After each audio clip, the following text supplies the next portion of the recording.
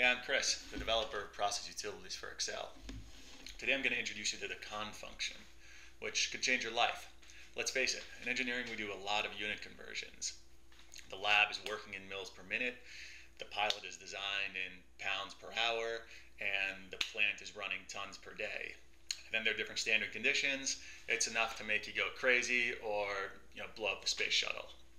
There are different ways we can handle it in Excel though, and I'm going to show you the best. So let's get my face off the screen. One method is to hard code in your conversion factors. If you find yourself doing this a lot, you're probably either a high school sophomore or, well, you should stop. It's kind of a waste of a spreadsheet program. You can use named ranges in various ways.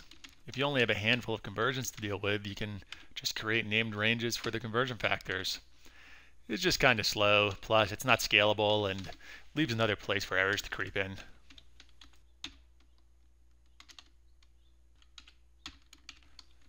Another way to use named ranges is to create a dedicated sheet for conversion factors that you import into every workbook.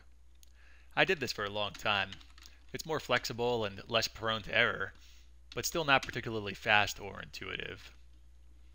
And it has the downside of creating dozens of named ranges, which makes using named ranges for other things or using the named range manager a bit annoying. I always felt like there should be a better way.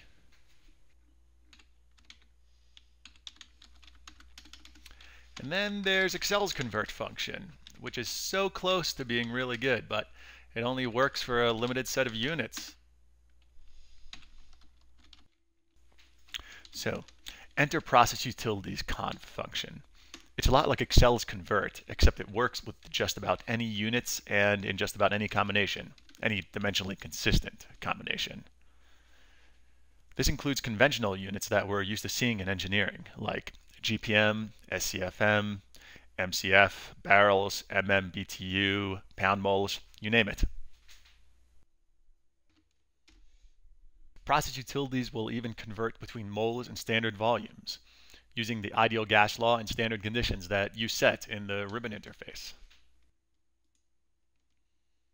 So as you can see, process utilities makes unit conversions fast, easy, and intuitive.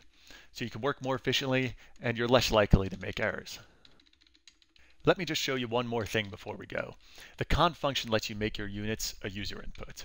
Going back to the finished version of the spreadsheet we were working on before, we have our unit inputs coming in here, then we convert them to a consistent unit set and do our calculations here, and then we convert back to our desired output units. So now we have a clear, compact, intuitive user interface where the user can specify their own units for input and output. How cool is that? If you want to download Process Utilities for free, or if you want to learn more, visit us at processutilities.com. And be sure to tune in next time for more tips and tricks. See you later.